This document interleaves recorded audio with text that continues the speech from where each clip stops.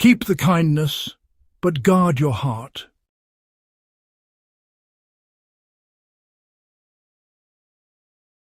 Scripture: Galatians 6:9, Ephesians 4:32, Proverbs 4:23, Luke 6:35. There comes a time in our walk with God when we have to ask ourselves a difficult question.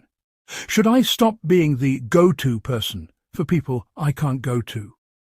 What do you do when everybody knows they can call you, depend on you, lean on you, and ask you for help? But when you need somebody, there is nobody to call. What do you do when you've extended your hand over and over again, only to discover that some people couldn't see the heart behind the hand? Do you stop helping? Do you stop caring? Do you become cold? Or do you keep extending the same kindness, knowing that it may never be returned? I believe the answer is found somewhere between kindness and wisdom.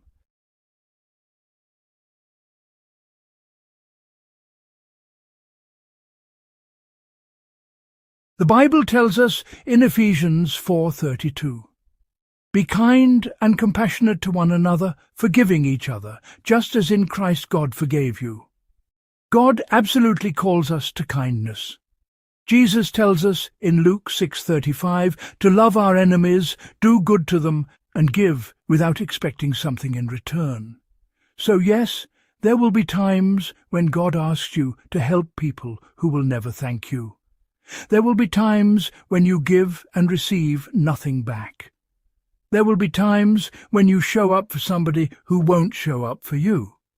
But hear me.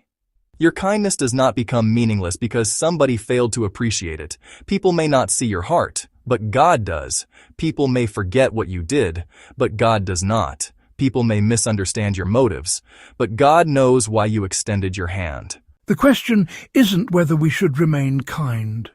The question is whether we have confused kindness with unlimited access.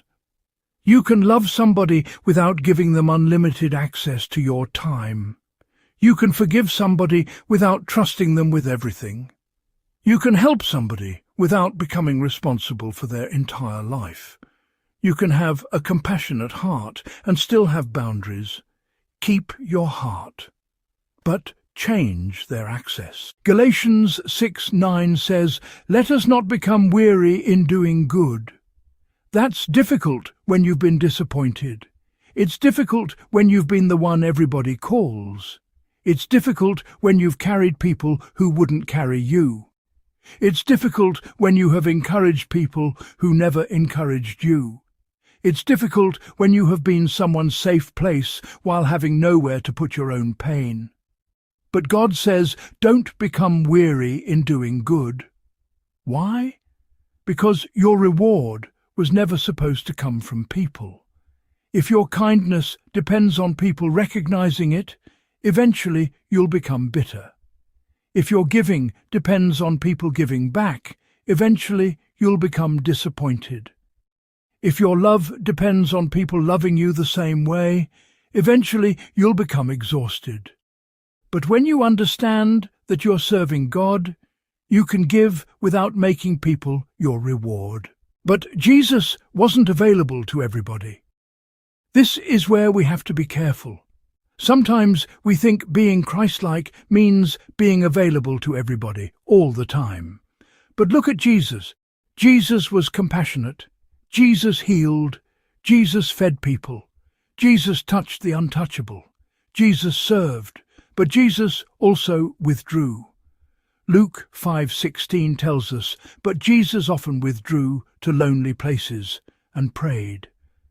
Jesus knew when to serve the crowd and when to step away from the crowd. He knew when to pour out and when to be alone with the Father. He knew that being needed by people could never replace being connected to God. And Proverbs 4:23 tells us, "Above all else, guard your heart, for everything you do flows from it." Guard your heart, not harden your heart.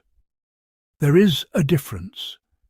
God isn't telling you to become cold. He's telling you to become discerning. Kindness without discernment can leave you empty. There are people who will only call you when they need something. There are people who know how to receive but don't know how to reciprocate. There are people who will celebrate what you can do for them but never take the time to ask how you are doing. And sometimes we keep giving because we think our continued kindness will eventually make them see our heart. But hear this. You don't have to convince people to value you. Let people demonstrate who they are. You don't have to chase appreciation. You don't have to explain every good thing you do. You don't have to prove that your heart is pure. God knows. Sometimes wisdom looks like saying, I love you, but I can't carry this for you. I forgive you, but I need some distance. I want to help, but I don't have the capacity right now. I'm praying for you, but I cannot continue sacrificing my peace to keep rescuing you. That's not cruelty. That's stewardship. Ask yourself, why am I helping? Here's the question we have to honestly ask ourselves.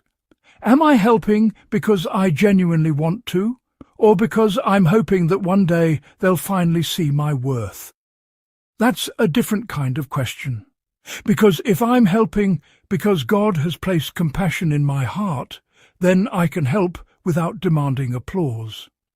But if I'm helping because I desperately need someone to recognize my value, then I may be giving people something God never asked me to give them.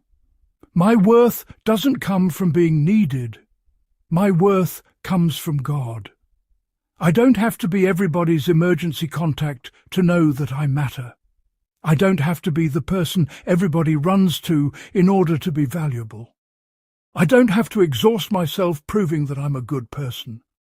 I am God's child before I am anybody else's helper. You can have a helping hand and a discerning heart. Maybe the answer isn't to stop being the go-to person. Maybe the answer is to stop believing that being the go-to person means you have to say yes every time. Help when you have the capacity. Give when God leads you to give. Serve when you're called to serve. Forgive as you've been forgiven. Love even when it's difficult. But don't confuse love with enabling. On-screen person softly says, "No, I can't right now." Don't confuse forgiveness with unlimited access. Don't confuse kindness with self-neglect. And don't confuse being needed with being loved. There is a holy place between having a hard heart and having no boundaries. That place is called wisdom. God sees the heart. Matthew 6:4 reminds us that our Father sees what is done in secret. That means the things nobody applauded. God saw. The phone calls nobody knew about. God saw. The prayers you prayed for people who never thanked you. God saw. The times you showed up when nobody showed up for you. God saw. The tears behind the kindness. God saw. The sacrifices people misunderstood. God saw. And perhaps that's what we need to remember most. Your kindness doesn't become less valuable because somebody couldn't see the heart behind it. God saw the heart. So don't let people's inability to appreciate your kindness turn you into someone you were never called to be. Keep the kindness, but ask God for wisdom. Keep the compassion, but establish boundaries. Keep the helping hand, but stop carrying what God never assigned you to carry. Keep your heart soft, but guard it, because the goal isn't to become a person who no longer cares. The goal is to become a person who cares without losing themselves in the process.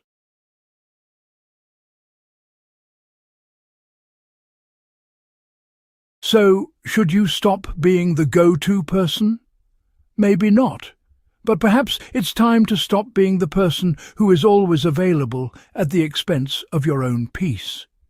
You can still be the person who helps. You can still be the person who prays. You can still be the person who encourages. You can still extend your hand. But now extend it with wisdom, because sometimes God isn't asking you to close your hand. He's asking you to stop giving everything away. And sometimes the most Christ-like thing you can do isn't to become harder, it's to become wiser. So when people don't see your heart, don't let that change your heart. When people don't return the kindness, don't let that steal your kindness. When people don't show up for you, don't let that convince you that you shouldn't show up for anybody. Just remember, you don't serve because people deserve it. You serve because God called you to love. And when you become weary, remember, God sees, God knows, God remembers. So keep the kindness, keep the love, keep the helping hand, but guard your heart and let God decide who has access to it. Amen.